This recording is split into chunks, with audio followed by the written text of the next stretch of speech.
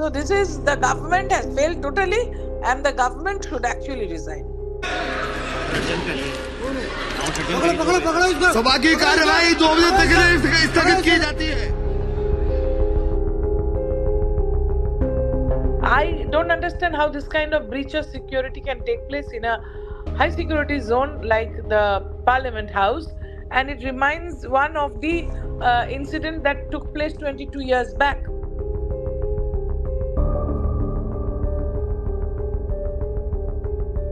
They took out something from their, maybe shoes or maybe trousers, and sort of lit it up, and the room filled up with smoke. ये तानाशाही नहीं चलेगी, तानाशाही बंद करो, तानाशाही बंद करो. So they are totally unprepared. No policemen. They came after half an hour. What?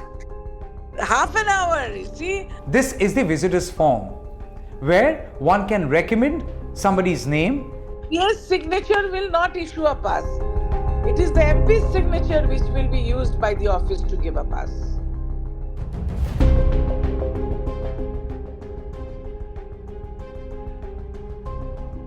If anything happens, God forbid, like this, then the police commissioner and they will walk in to pick up the dead bodies and count.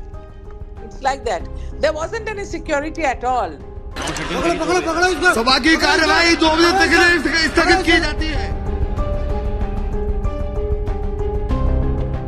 So somebody jumping from that high must have been well trained. What is the height? Like from the gallery, if somebody wants to jump, what is the kind of height? 22 years later, the Parliament of India, the temple of democracy, came under attack. It almost seemed like a scene straight out of a movie. Somebody jumping from the gallery into the main hall, the Lok Sabha hall, trying to run closer towards the speaker's chair and literally on the desk of the MPs. And then we saw everything go helter and skelter.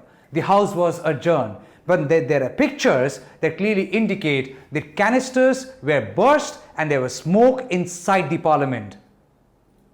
Who did that? 4 people have been detained so far, 2 more people have been identified. Delhi police on their toes now, trying to investigate the matter. But we know as a matter of fact, visitors' pass, or rather passes, were issued to those who had entered inside the parliament.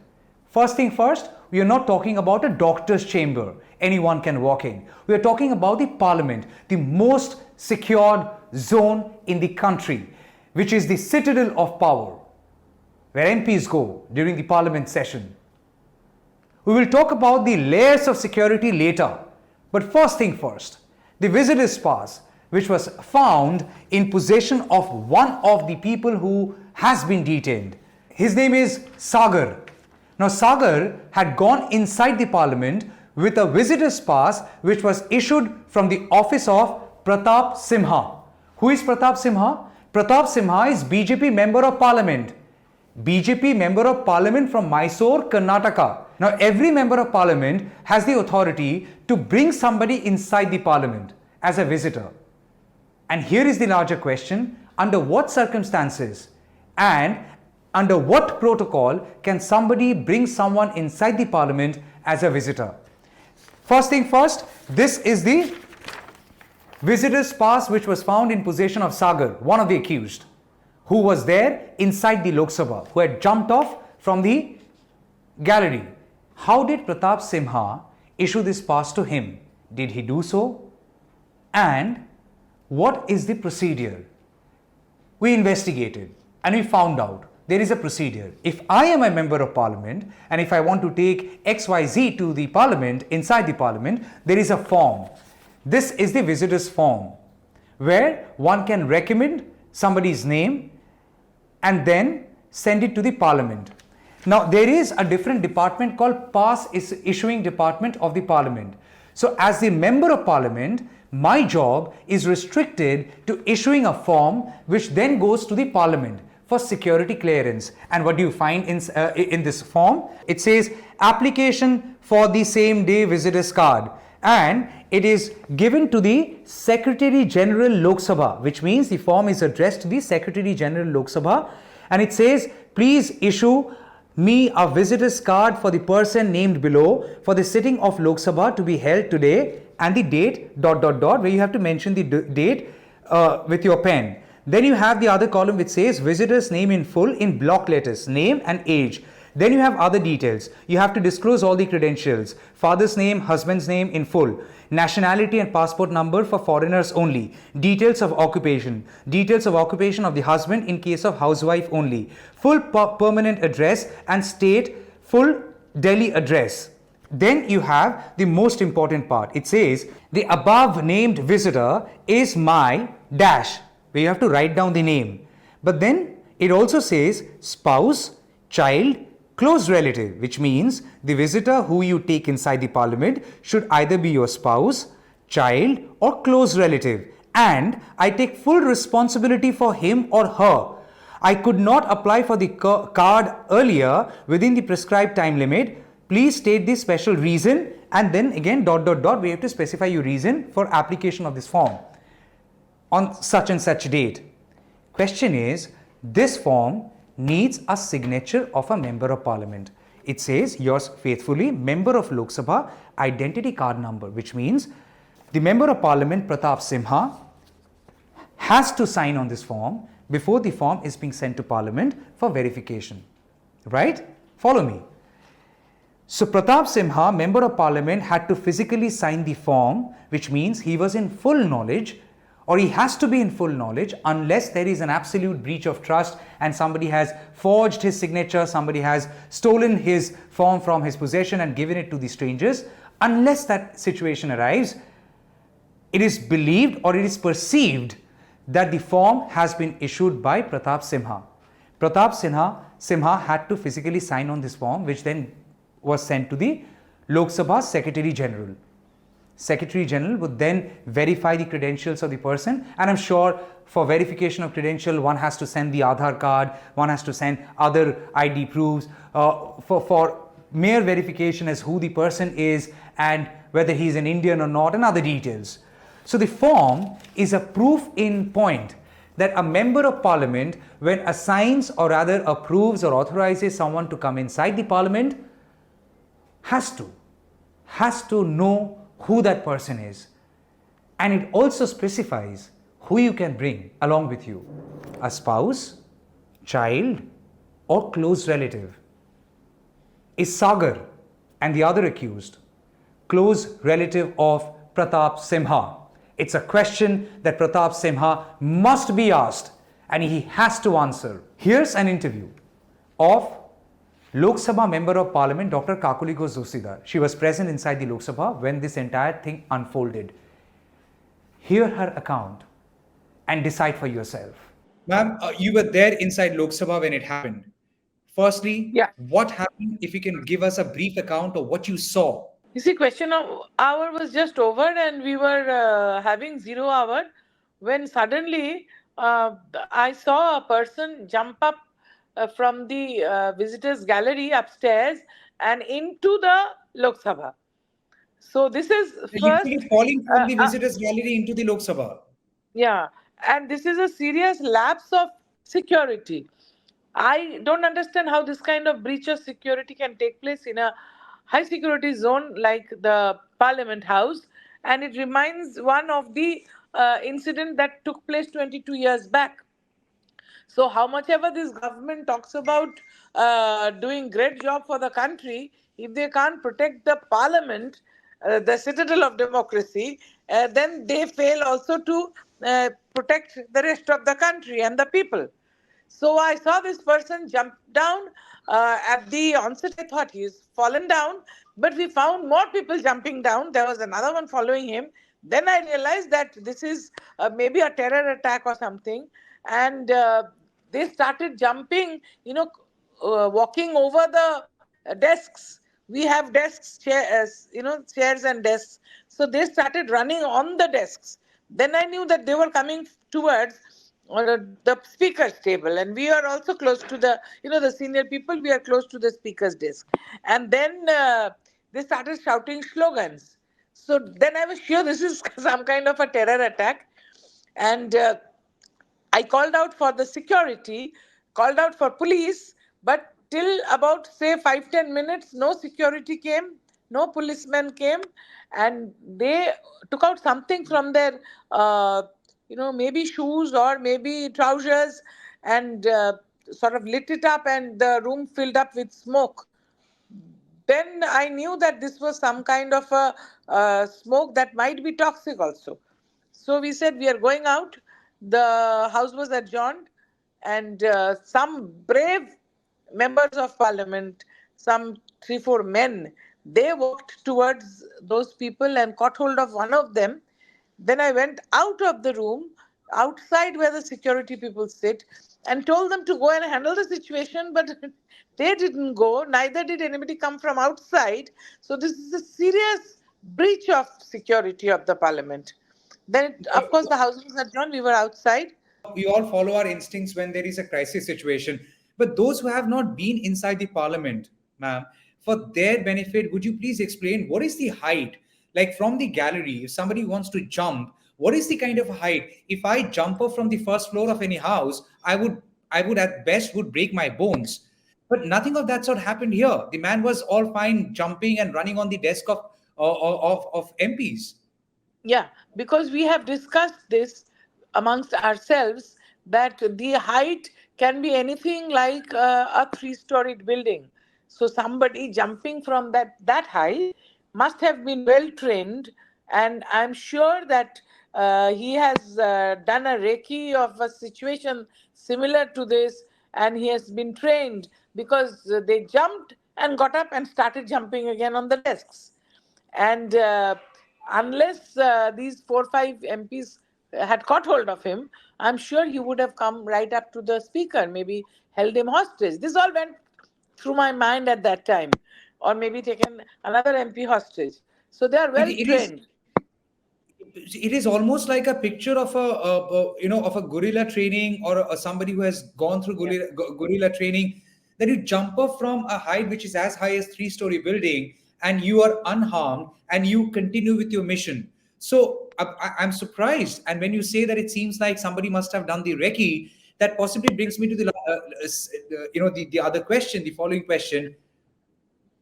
This man, or all these people who had gone inside, at least two of them had visitors pass. And the visitors pass apparently, or quote unquote allegedly, had been given from the office of Pratap Simha, a BJP member of parliament. Yeah.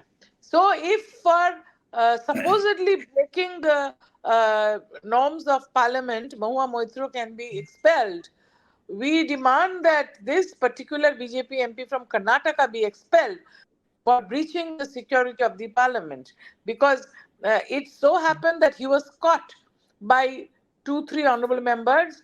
But suppose he would have reached the speaker's chair and taken him hostage, or some of them were even thinking, members, that maybe they are carrying some kind of a blasting device for this IEDs to self inhalate, or some kind of a thing which would go off if you catch him. So first they were slightly hesitant. Then these MPs went and got hold of him. So this is a very serious situation, a very serious lapse, and this kind of thing cannot happen, cannot be allowed to happen. Right. So Pratap Simha happens to be a BJP member of parliament. The visitors passes were given from his office. Not really sure. Police have not really confirmed as yet whether he himself was in know of these passes being issued. And thus, I want to understand from you, Dr. Dastidar, because you're a member of parliament. If tomorrow I walk into your office and I say, ma'am, I want to visit parliament, I want to see how beautiful the parliament is, will you happily issue me a pass, or is there a protocol? There is definitely a protocol. First of all, you have to know that person personally, because there's a column there saying that I know this person personally and take full responsibility for his behavior inside. There's a column there. So, what he did, he should have known this member. So, we can say that he was in connivance with this terrorist group or whoever went inside. So, if he is breaching, if he's breaching the mm, uh, security, then he should be expelled. Right, ma'am. I need it properly explained for our viewers, because understand something, we are competing with WhatsApp University these days. So in a very lucid manner, we have to explain it to our people. So I want to understand, if tomorrow I come to your office and say, ma'am, I want to visit the parliament and I want a visitor's pass, it is your discretion and solely your discretion as whether you would be issuing a pass to me or not. The protocol is, there is a column which says, I know this person personally and I take full responsibility of him or her. And then you put in her details or his details, name, age, address, Aadhaar card number, picture, everything. Then you sign and send that paper to the protocol office in the parliament. They again do a recheck and then they issue the pass, which is not signed by me. That pass is signed by it is called the pass issuing office, general pass issuing office. So if the general pass issuing office took responsibility and gave them a pass, and on behalf of this honorable member, then in turn he takes responsibility. So if his people have done this, then he should be held responsible for this breach of security, and his membership should go. He should be So it is expelled. it is it is not like a letter pad which has your name or a symbol, and somebody, a PA can, and in an act of shenanigan, would simply tear that letter pad from the pad and give it to somebody. So No, it is it's like a you form. have to sign. The form has to be signed by the MP, The form is issued by the central pass issuing. The form comes which to is the in MP Parliament, which is in in the Parliament, parliament. Yeah, right? the parliament issues a form. That form is signed by the MP. Then the form goes Okay, back to the office. Then they issue another paper, not that form. They issue another piece of paper which is known as the pass. So the okay. So MP, Pratap Simha, the BJP MP, under no circumstances can cry ignorance. he should take full responsibility. Now, Dr. Dostidar, you're a member of parliament. So when you walk inside the parliament, do you take your car inside or you have to walk down? We take the car right up to the parliament because the car has a pass, and Exactly. the car has a pass, and not only an ordinary sticker or pass, it has a chip. It has a computerized chip which Uh-huh. opens the gates. You can have a look at this. See, this is the Okay. form which is printed by the parliament, and it Uh-huh. is not my letterhead. It is not my Uh-huh. letterhead.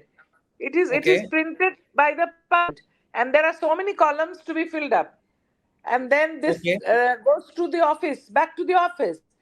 They use this form as a record, and they issue a smaller piece of paper with their signature, saying from where this has come, this paper. Okay, so this is the Okay. pass issuing form. But I want to understand that when you have your car has a chip, and thus the car is allowed.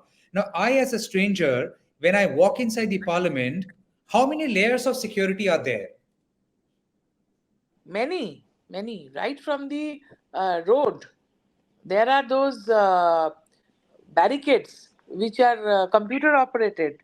There are, I don't know what they call it, the things coming up from the ground to stop the Uh-huh. car. Some barricades Mhm. come up through the spikes, come out from the ground to puncture your tire if you are trying to enter. And after Mhm. this layer, there are other barricades, and Mhm. there are 3 4 layers like that.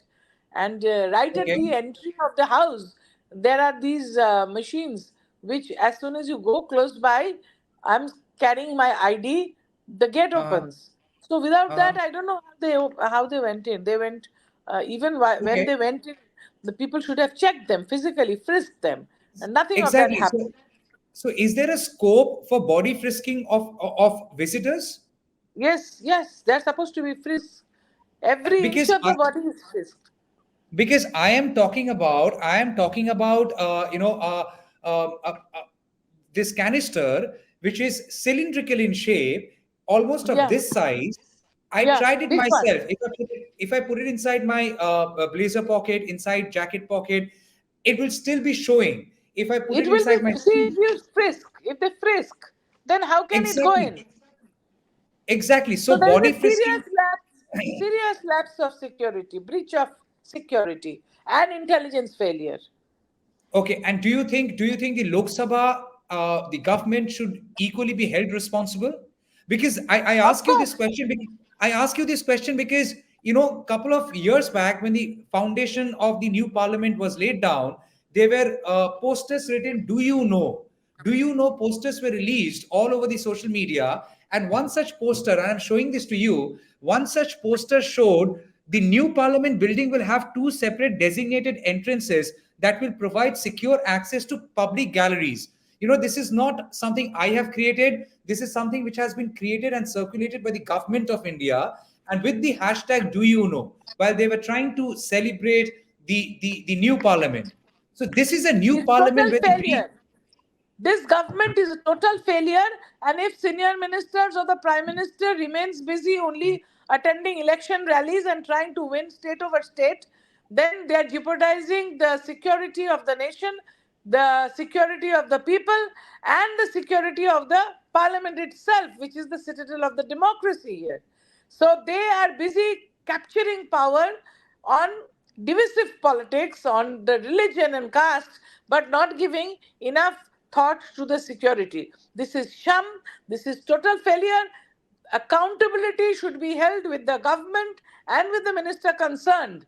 So they should all actually resign. I mean, if they had little shame, then they should resign. And you are saying the government should resign, the whole government. Of course, it is a responsibility of the government.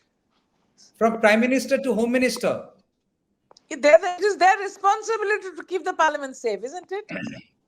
Okay, Delhi police comes under home ministry. Has there been any Yeah. statement from the home minister as yet personally given to the member of parliament as a word of assurance? No, no, no. He wasn't there. They are only busy changing the laws. They are busy only attacking the opposition. They're busy expelling opposition members. It was me who shouted and told him at John. I started shouting for security, for police. Nothing happened. So So they are no totally policeman, nobody came unprepared. inside. No They came policeman. after half an hour. What? Half an hour. You see, in a situation like this, they maybe were thinking of coming back to pick up the dead bodies. If anything happens, God forbid, like this, then the police commissioner and they will walk in to pick up the dead bodies and count. It's like that. There wasn't any security at all. This you are saying something, and I almost had goosebumps. You're saying 5 minutes, not 10 minutes, 15 minutes, half an hour later, police people came inside. You Yeah, you yeah, don't yeah. have a you don't have a button to press for any kind of an emergency. No, there is no alert call. I, in fact, actually walked out. I walked out from the house, and we have people at the desk, marshals sitting outside. I told them, "Andar jaiye, koi log aa gaya, ghus gaya." Nothing happened. I came right outside where these marshals stand and they check your fingerprint, they check your picture. I told them, "Your security people, go and see what's happening inside." Members of parliament, Lok Sabha members, they have caught hold, go, go. Like that, I said, nothing happened. देश सुरक्षित है, parliament में क्या हो अभी तो गया? पता चला ना कितना सुरक्षित है, अभी तो पता चला ना कैसे कैसे है. Everyone agrees there was a massive security lapse, no doubt about it. And thus, the question which is bothering one and all as how did this happen at the first place inside the new parliament, which is expected to have better and upgraded security apparatus. So there are multiple layers of frisking, there are multiple layers of security checking, and all those layers ensure eventually safety of the parliament and the parliamentarians who are seated inside. What do we see today? We saw canisters. Now these canisters which we saw in the video could be roughly of the size of this bottle, right? Roughly of the size of this bottle. How do you take it in? How do you smuggle this in? You have to put it inside your jacket. If you put it inside the jacket pocket, this would be looking like this. You can't put it inside your jacket sleeve, even though this is a winter time and people are all covered with multiple layers of winter clothes. But still, you have something called body frisking, and especially when you're entering inside the parliament as a visitor. There is no leeway for visitors. Visitors are meant to go through absolute scanning and frisking. Your bags are supposed to be scanned, your wallet is supposed to be scanned, your body is supposed to be frisked, you are supposed to be identified, your proof has to be identified, your credentials will be checked before you are allowed to go inside the premises of the parliament. And somebody walked inside with canisters. Nobody found them. Canisters roughly of this size. How do you smuggle them inside the parliament? Even if they do not have a metal body, and a metal detector might not be able to identify with the sound alarm that there is something wrong with the individual walking inside.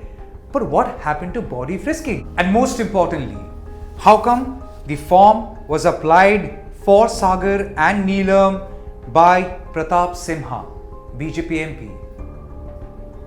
Today, this application form must have gone from the office of BJP MP Pratap Simha. I know it's subject to investigation, but initial prima facie evidences indicate that the passes were issued because the application came from Pratap Simha. Does he take complete responsibility of his knowledge? And whether these people were close associates or close relative of Member of Parliament Pratap Simha? And the question for the day is, what if the name of the Member of Parliament, instead of being Pratap Simha, was Rahul Gandhi, was Abhishek Banerjee, was Shashi Tharoor, was Shudip Bandyopadhyay, was Danish Ali, was Asaduddin Owaisi, or any of the non-BJP MPs? Would the Parliament, and especially the BJP MPs, reacted the same way? Today, the opposition parties are saying, fix accountability. You know what happened? When the House convened again at 2 p.m. and as the Lok Sabha Speaker, Mr. Om Birla, walked inside to his chair, there were slogans raised of Jai Sri Ram. That's the visual proof. माननीय सभासदों, माननीय अध्यक्ष जी,